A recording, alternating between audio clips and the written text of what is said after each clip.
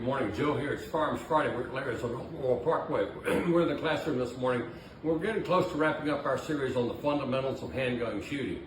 So today we're going to get talking about sighting with your firearm. And we've talked about how to use your sights for sighting with open sights. Today we're going to branch out and we're going to talk about red dots and lasers. Now, the significant thing you need to think about a red dot or a laser is these things are electrically powered. That means they're going to quit on you at some point in time.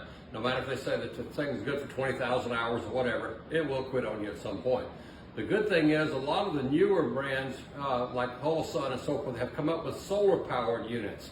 So I really like these because any amount of light will help charge that battery in there. So they work really, really well.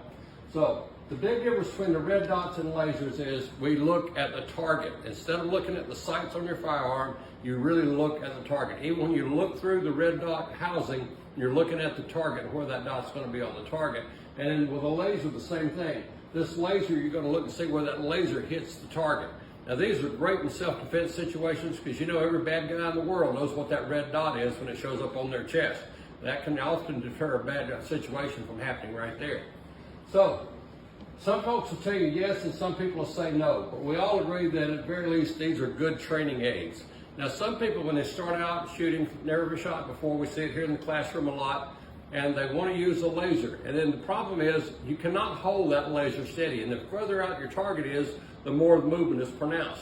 So sometimes new shooters get frustrated trying to use a laser to hold it steady, but we have to tell them, you can't hold it steady. Don't worry about that. Nobody can hold it steady.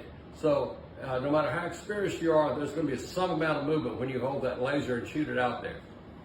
So the next thing you think about here, this visible movement of the sights of the target can be significant. When you pick up your iron-sighted gun, the sights look very stable.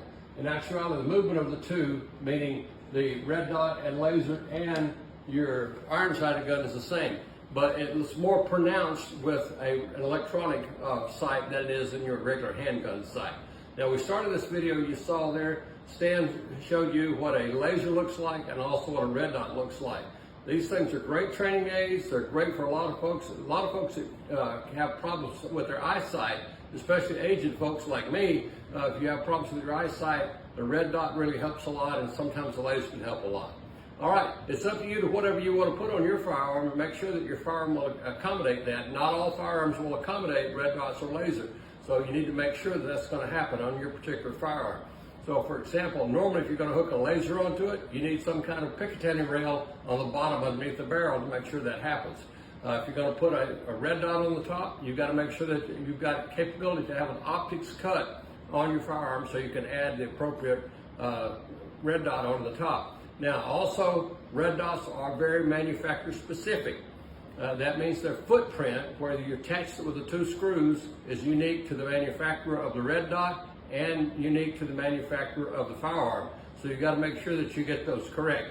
Some manufacturers of firearms will sell you, along with the gun, multiple plates so that you can adapt to any number of different red dots and put them on there. But typically, especially the older guns that have our optics cut, they will not readily adapt to all different red dot brands. So you got to make sure that you get that matched up if you're going to do that. All right, that's it this week. Tune in next week. We're going to wrap up our series on fundamentals of handgun shooting. Everybody out there, be safe, be armed. Bye-bye.